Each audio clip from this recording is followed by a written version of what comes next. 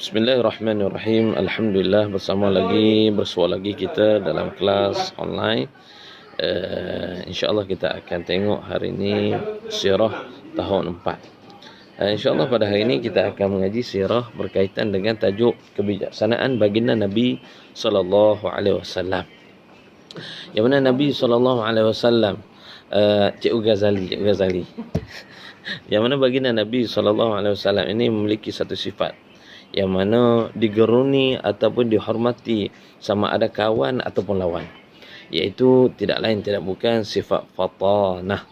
Itu menyebabkan Nabi SAW dihormati, disegani sama ada musuh dia ataupun sahabat baginda Nabi SAW. Maksud fatanah di sini, anak-anak pelajar boleh lihat pada muka surat 147 buku tab pendidikan Islam tahun 4. Fatanah bermaksud kebijaksanaan, berakal budi dan pandai. Baginda Nabi SAW sentiasa menggunakan kebijaksanaan baginda dalam kehidupan dan dakwah baginda. Ini sangat penting. Sebagai seorang yang nak menyeru orang lain kepada kebaikan, ini kena ada. Bukan hanya sekadar kita nak menyeru kepada kebaikan. Bahkan di dalam menuntut ilmu, kita perlu ada fatanah. Khususnya waktu PKP ini, kita perlu ada kebijaksanaan di dalam menerima ataupun mempelajari ilmu pelajaran. Walaupun tanpa di kelas, kita dapat menimba ilmu. Itu juga dikira sebagai fatanah. Kebijaksanaan di dalam menguruskan masa untuk mendapatkan ilmu. Di antara salah satu cerita sifat fatanah baginda Nabi SAW, ketika mana Mekah Mukarramah mengalami banjir, Kaabah, sebahagian daripada dinding Kaabah runtuh, maka ada satu ketul di hujung Kaabah tersebut dipanggil sebagai Hajarul Aswad. Hajarul Aswad ni ialah batu hitam yang mana Allah Ta'ala datangkan daripada syurga, yang ditempatkan di penjuru Kaabah. Ketika mana banjir besar, maka berlaku runtuhan bangunan Kaabah, maka Hajarul Aswad ni jatuh. Kabilah-kabilah Arab pada ketika itu mereka bertelingkah, siapakah yang layak untuk meletakkan balik Hajarul Aswad di tempat asalnya.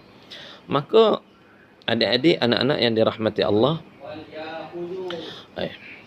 anak-anak yang dirahmati Allah,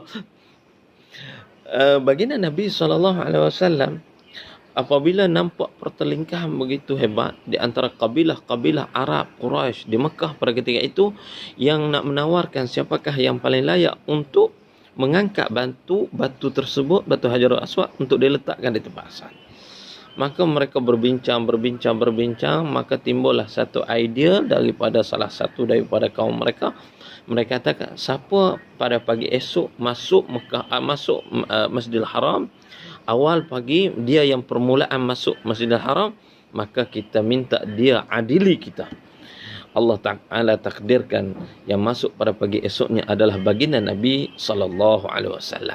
Maka mereka bertanya kepada baginda Nabi SAW, wahai Rasulullah, bagaimana kamu nak mengadili kami, kaum-kaum yang pembesar-pembesar Mekah yang sedang bertelingkah untuk menentukan siapakah yang layak untuk meletak batu Hajarul Aswad di tempatnya.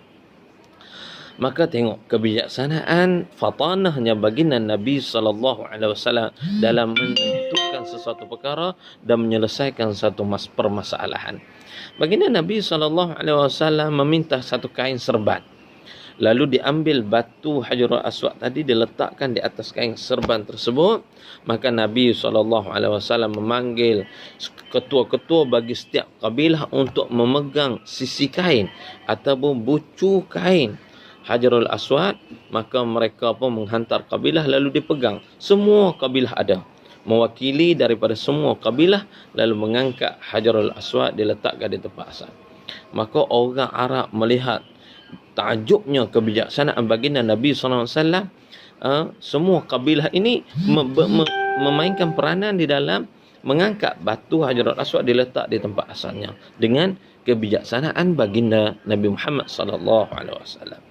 Anak-anak pelajar yang dirahmati Allah, insya-Allah anak-anak pelajar boleh baca bagaimana strategi berhijrahnya baginda Nabi SAW.